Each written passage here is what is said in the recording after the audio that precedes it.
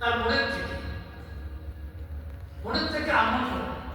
এই আমল যদি বিশুদ্ধ না হয়, এই আমলের মধ্যে যদি শিরক মিশ্রিত থাকে, সেই আমল যেমনিভাবে কোনো কাজে আসবে না, তেমনি ভাবে আপনি যদি সত্যিকারের রাস্তা থেকে বিচ্যুত হয়ে যান, তাহলে আপনার সারা জীবনের এই আমলগুলো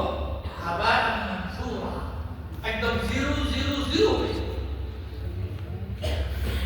আপনি দেখবেন বাংলাদেশে অনেক এনজিও সংস্থা আছে, খ্রিস্টানরা পরিচালনা করে, তারাও কিন্তু অনেক ভালো ভালো কাজ করে না? অনেক ভালো কাজ করে, তারা পুল বানায়, ব্রিজ বানায়, স্কুল বানায়, কিন্তু তাদের মধ্যে কি ঈমান আছে? আল্লাহ বলছেন, ইন্নাল্লাযীনা আমানু ওয়া আমিলুস সালিহাত ওয়া আকামুস সালাতা ওয়া আতুজ যাকাত লাহুম আজরুহুম ইনদা রাব্বিহিম ওয়া লা খাউফুন আলাইহিম ওয়া লা হুম ইয়াহজানুন।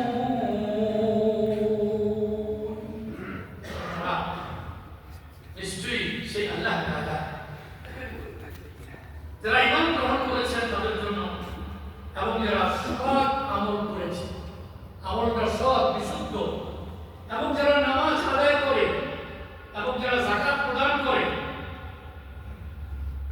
এবং সৎ কাজগুলো করে, তাদের আজর হচ্ছে আল্লাহর পক্ষ থেকে, আল্লাহর কাছে বড় আজর, এবং তাদের জন্য কোনো কিয়ামতের ময়দানে কোনো ভয় থাকবে না, কোনো চিন্তাও থাকবে না। সুবহানাল্লাহ। তাহলে আমাদের কাজ কি? নাম্বার 1, আমলকে বিশুদ্ধ করা। এই আমলকে বিশুদ্ধ করতে হলে আপনাকে নামাজ ভালো করে জানতে হবে, কোরআন তিলাওয়াত ভালো করে জানতে হবে, বুঝতে হবে, ঈমান পরিশুদ্ধ করতে হবে। এই জন্য একজনের সহযোগিতা প্রয়োজন আপনাকে আমাকে, এবং সেই সহযোগিতার জন্য কুয়েতের বুকে অসংখ্য অবৈধ বাংলাদেশিদের মধ্যে বাংলাদেশ কোরআন প্রশিক্ষণ কেন্দ্র একটি সংগঠন, এই সংগঠনটি আমাদেরকে বিশুদ্ধ কোরআন তিলাওয়াত শেখানো, বিশুদ্ধ নামাজ শেখানো, বিশুদ্ধ আমল আখলাকের জন্য বিভিন্ন সময় সুযোগ করে দেয়। আমরা কি তাদের সাথে সম্পৃক্ত হওয়ার চেষ্টা করব?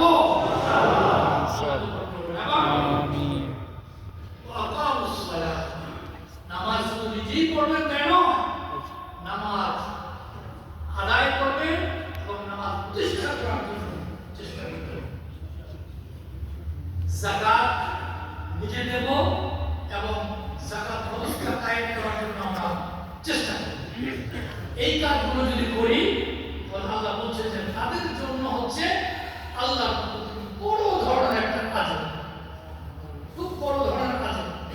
এবং আল্লাহ বলছেন এই সমস্ত বান্দারা যারা ভালো ভালো কাজগুলো করবে, নামাজ আদায় করবে, রিজিকের জন্য চেষ্টা করবে, আল্লাহ তাআলা তাদের জন্য জান্নাতের জন্য বিরাট ব্যবস্থাপনা রেখে দিয়েছে। আমরা কি সেই জান্নাতে যেতে চাই? জান্নাতে যাওয়ার জন্য আমরা সবাই প্রস্তুত, কিন্তু জান্নাতে যাওয়ার জন্য যে কাজগুলো, এই কাজগুলো আমরা সবাই করতে পারি না বা করতে চেষ্টা করি, করতে হবে।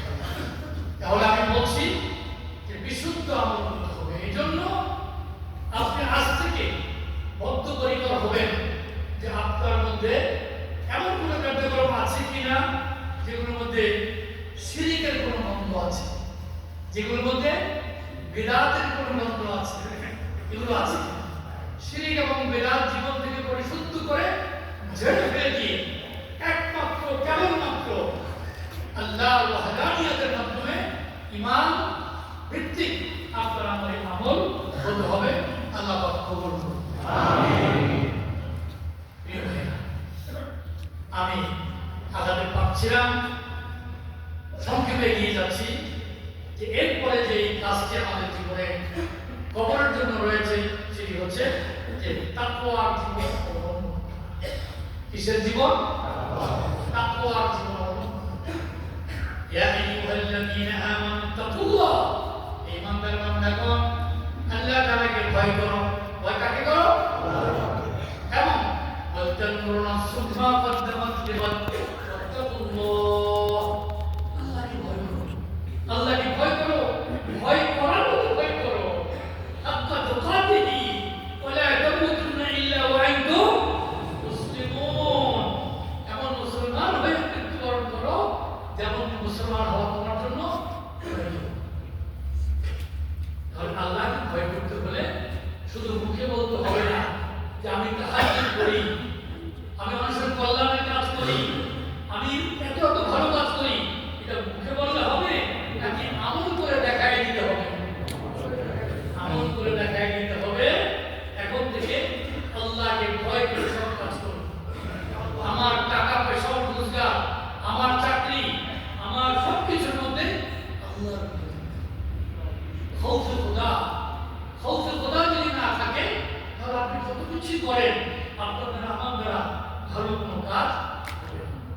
প্রিয় ভাইয়েরা, আমি শেষের দিকে একদম চলে আসছি, আমি আর সময় বাড়াতে পারবো না।